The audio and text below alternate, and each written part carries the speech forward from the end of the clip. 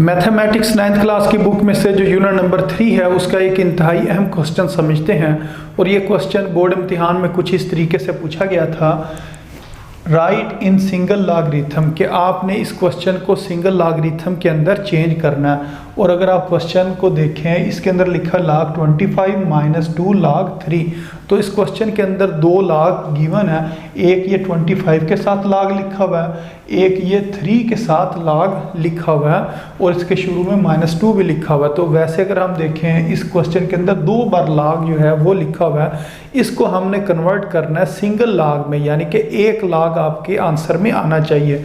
तो इस क्वेश्चन को आप किस तरीके से सॉल्व करेंगे, एक दफ़ा इस क्वेश्चन को आप दोबारा लिखें, log 25 और आगे क्या लिखा हुआ -2, फिर लिखा हुआ log 3। तो अब इसके अंदर आपने ये काम करना है कि अगर लिखा हो सवाल के अंदर प्लस या माइनस, जिस तरह इस सवाल के अंदर क्या लिखा हुआ माइनस लिखा हुआ, तो माइनस के फ़ौरन बाद log आना चाहिए। जैसे कि ये log के 3 कानून है, तो जो सबसे पहला इसका रूल है वो ये है कि log m मल्टीप्लाई n, अगर दो log के साथ दो रकमें लिखी हों और वो क्या हो रही हो, मल्टीप्लाई हो रही हों, तो उसको हम किस में कन्वर्ट कर सकते हैं, मल्टीप्लाई की जगह पर हम प्लस लिखते हैं और एक log की जगह पर 2 log लिख देते हैं। यानी कि log m लिखेंगे, फिर मल्टीप्लाई की जगह पर प्लस लिखेंगे और फिर log n के साथ लिख देंगे। तो इस जगह पर अगर आप देखें, प्लस के फ़ौरन बाद क्या आ रहा है, log आ रहा है। इसी तरह अगर आप इसको देखें, log m divided by n, अगर डिवाइड हो रहा हो तो log पहली रकम के साथ आता है, यानी कि जो ऊपर रकम लिखी गई है यानी कि m, फिर आप लिखते हैं डिवाइड की जगह पर लिखते हैं माइनस, और माइनस के फ़ौरन बाद दोबारा लिखते हैं log और फिर लिखते हैं n, यानी कि log m, फिर डिवाइड की जगह पर माइनस, फिर log n। तो ये log का होता है दूसरा कानून। इसी तरह अगर आपके पास ऐसा कोई नंबर दिया गया और उसकी पावर भी गिवन हो, तो फिर जो पावर होती है वो log के शुरू में आ जाती है, तो इसको हम लिखते हैं n log m, यानी कि जो पावर थी वो शुरू में आ गई और बाकी log m इसके साथ लिख दिया। तो इधर अगर आप देखें, जो माइनस है, यानी कि ये वाला जो माइनस है, माइनस के फ़ौरन बाद क्या लिखा हुआ है, log। तो आपने याद रखना है माइनस और प्लस के फ़ौरन बाद log को लिखना है। अगर इस क्वेश्चन में देखें, इधर माइनस के बाद क्या लिखा हुआ है 2, तो इस जगह से ये 2 को आपने ख़त्म करना है। तो यहाँ से ये 2 किस जगह पर जाएगा, इसको आप यूँ लिख सकते हैं कि log 25 और ये जो 2 है इसको आप पावर में ले जाएं, यानी कि 3 की पावर इसको लिख लें, तो ये बन जाएगी 3 की पावर 2, क्योंकि अगर पावर हो तो वो शुरू में आ जाती है। और इसी तरह अगर ये शुरू में लिखा हो, log के शुरू में कोई नंबर लिखा हो तो वो पावर में भी चला जाता है।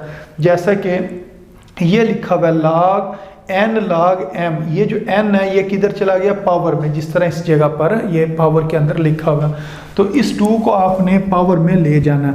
अब इस जगह पर अगर आप देखें, माइनस के फ़ौरन बाद क्या आ गया, log आ गया। इसका मतलब ये वाली फॉर्म बन गई है।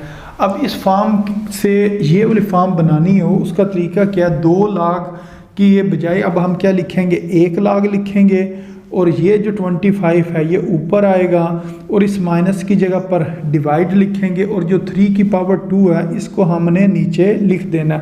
यानी कि अगर इस फॉर्म में ये क्वेश्चन गिवन हो और इसको हम ओपन करें, तो log 25 और ये डिवाइड की जगह पर माइनस, और log जो नीचे रकम लिखी होती है उसको लिखेंगे 3 की पावर 2। तो अब इसके हमने रेसिप्रोकल काम किया या उल्ट काम किया, इधर से अब हमने ये वाली फॉर्म बना दी है। तो अब इधर देखें, इधर 2 log थे, अब इधर कितने log बन गए, 1 log बन गया।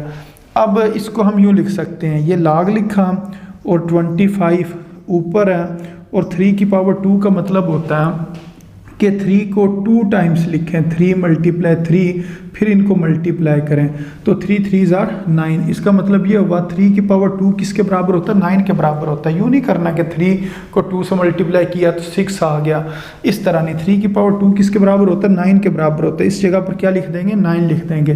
तो ये इसका आंसर आ गया कि log 25 डिवाइडेड बाय 9। तो ये सिंगल लाख के अंदर क्वेश्चन क्या हो गया, कन्वर्ट हो गया। तो ये क्वेश्चन में 2 लाख थे और इसके अब आंसर में कितने लाख हैं, 1 लाख है। तो यही उन्होंने क्वेश्चन में कहा था कि राइट इन सिंगल लॉगरिथम, कि आपने इसको सिंगल लॉगरिथम के अंदर कन्वर्ट करना। तो उम्मीद है आपको इस क्वेश्चन की समझ आ गई होगी कि इसको किस तरह सॉल्व करना है। तो अपनी दुआओं में याद रखें। अस्सलाम वालेकुम रहमतुल्लाहि व बरकातुहू।